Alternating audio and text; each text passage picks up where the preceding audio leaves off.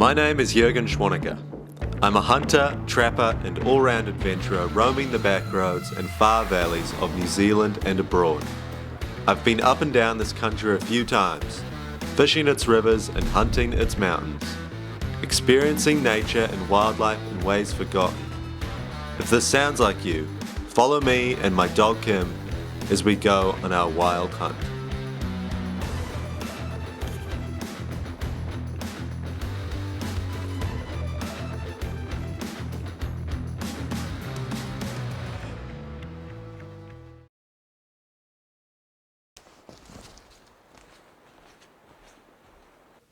Night falls and a headlamp makes its way through the darkness.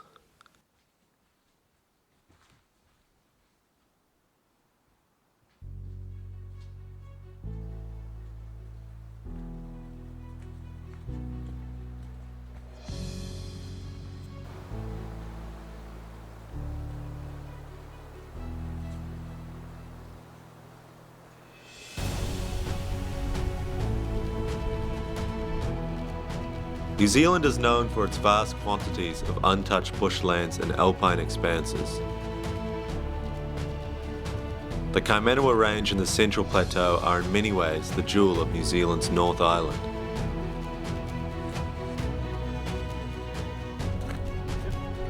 Boasting a healthy population of deer, it's unbroke land, cut by streams and wind, beach woodland and volcanic soils.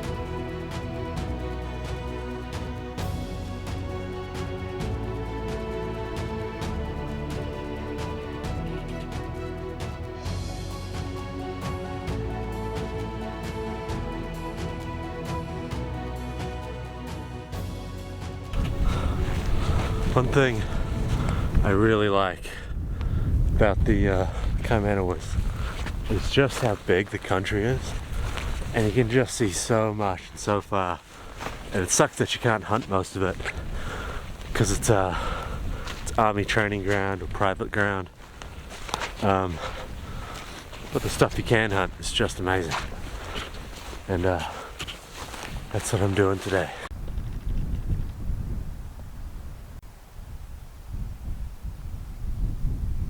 It doesn't take me long to locate my first seeker. I think I'm going to try and stalk him there, just because I'm not sure where he's gone. And I don't want to waste a bunch of time. So I'm kind of going to very carefully just walk my way around. An Asiatic import from China and Japan.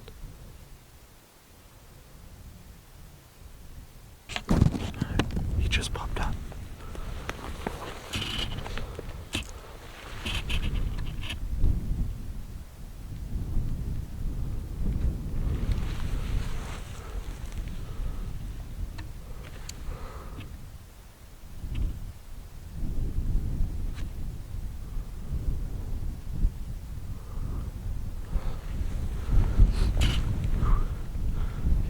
Stag just over there.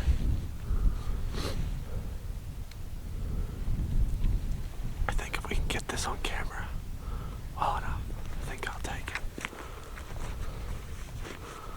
He's in kind of a tricky spot. I'm gonna have to shoot him off my back or something.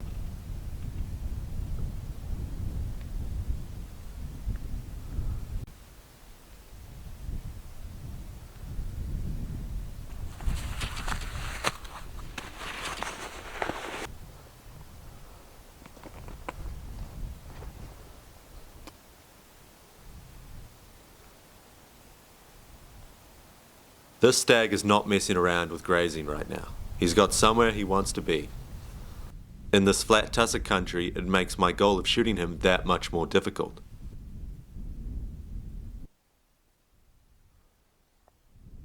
Before I can get a proper rest, the wind swirls and he darts over the skyline.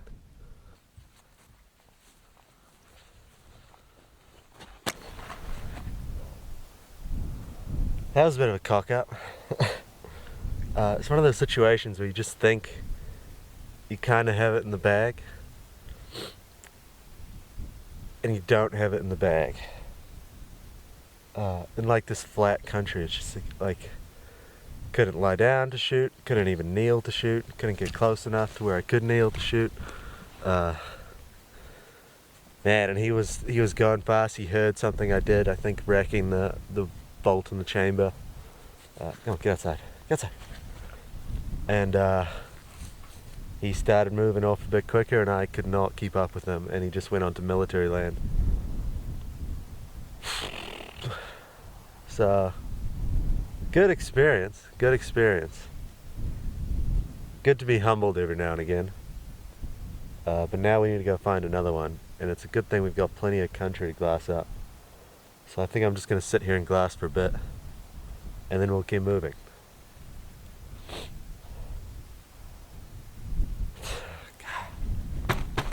Dang it. With swaths of wild country before me, and likely many deer around the corner, I can't help but be happy that my hunt is not yet over.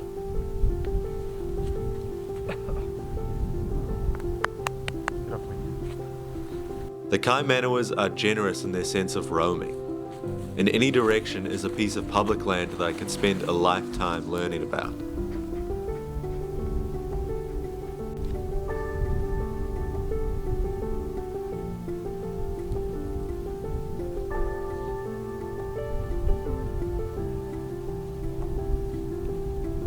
Ruapehu looms in the west.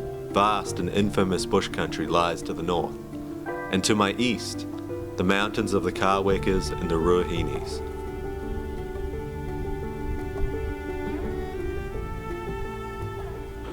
Some of you guys may have noticed, I heard someone said in the comments really, talking about the first light gear, and I swear to God, I'm not sponsored. Seriously not sponsored. Wouldn't mind if I was. I would say the same thing. It's pretty good. It's good gear. It's like merino base layers and stuff. It's like really good for layers.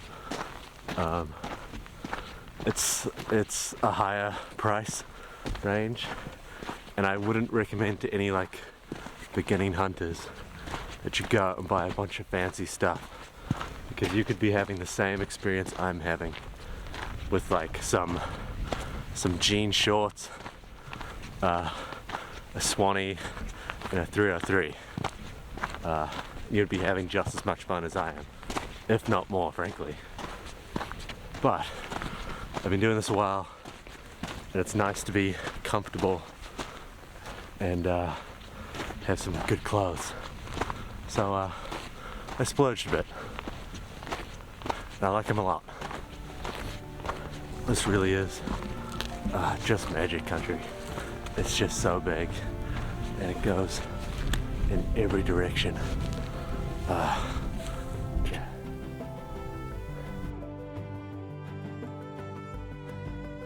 The plan is, currently right now, so I want to find somewhere where I can set up my tent up high so I can kind of wake up early and just start glassing immediately. Tomorrow's supposed to be a really nice day. Today's nice, but tomorrow's supposed to be even better. So it's something like 1 o'clock right now. I don't really expect animals to be moving around too much, though they might be bedded in some of these high little drawers sitting in the sun. So I've got to be kind of careful as I make my way around, but hopefully this evening we'll get on to some more animals.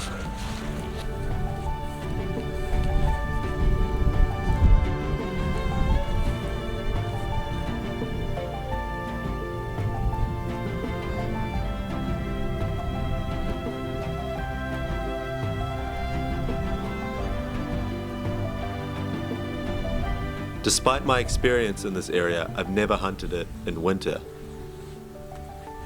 I really had no idea what to expect, but the stag from this morning was a promising sign.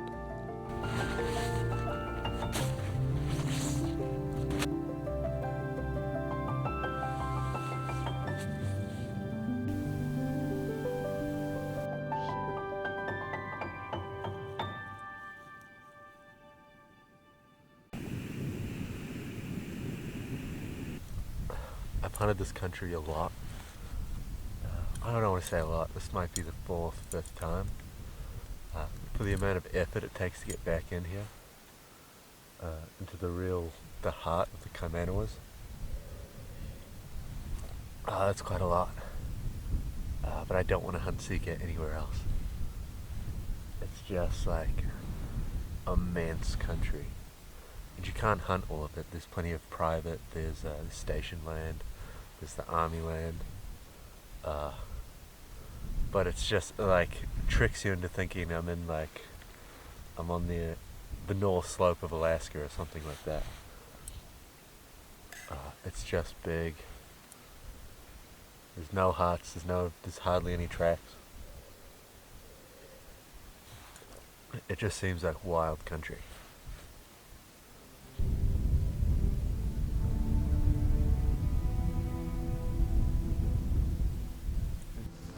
With camp set and the evening drawing near, me and Kim head out to see what we can find.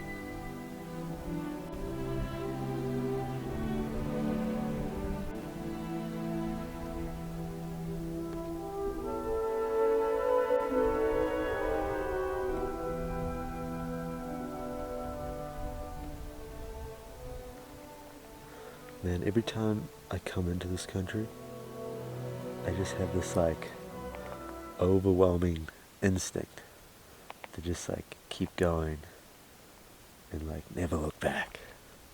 Like into the wild. Like Alexander Supertramp sort of deal. I always have to like fight it. I feel like, no, you have like responsibilities and stuff. And I'm not a religious man. But I often like the sort of process of imagining what heaven would look like for me. And as I'm like a young man without responsibilities, no girlfriend currently, just a dog and a truck, I often say to myself and think that this is what heaven is. It's like endless, beautiful country with a rifle and a dog. And then I realize I'm actually like living that right now.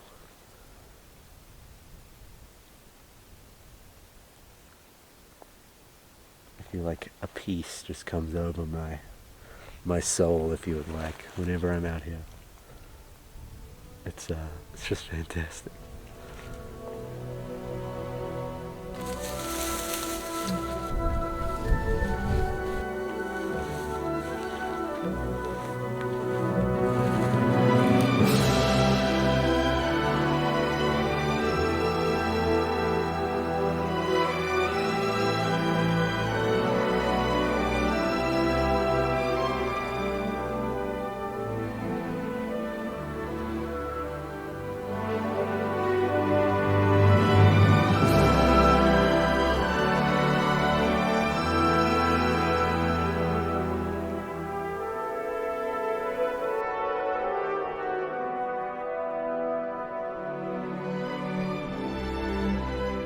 We find no animals as dusk turns into night, but that's no big deal.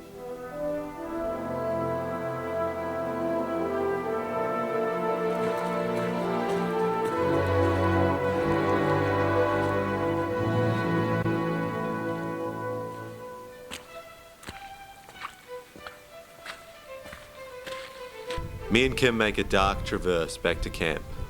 Tomorrow is a new day.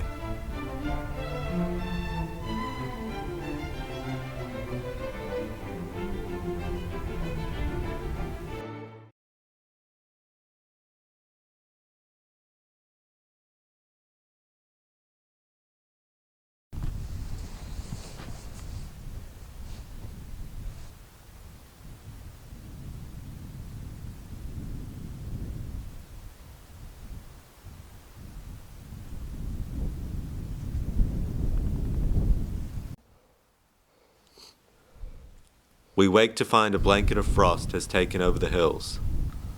And that's not the only thing we find.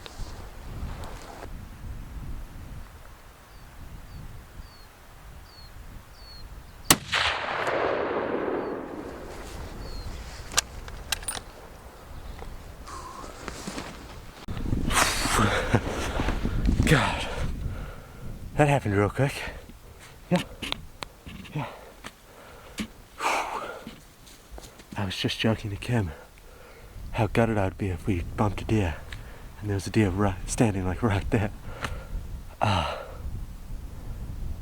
Man, actually, I don't think it couldn't have been a shot, but I didn't really see it go down. But at this close range, it might have just fallen straight away. There's another one in the trees there, just sort of calling.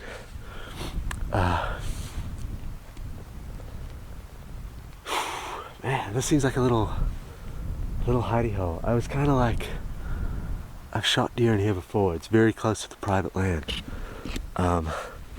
so you have to be kind of careful about how you do it. But we're well within public right here. But I was just thinking, I was like, man, maybe the deer gone to a lower elevation. And that kind of seems like that's what the story was. I better go see if we can find this deer pretty quick.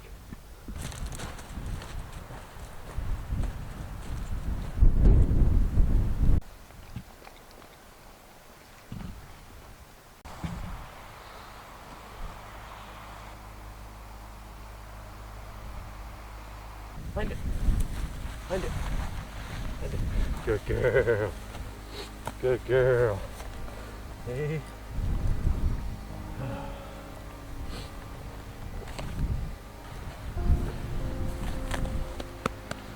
Probably bigger than you, Kim, huh?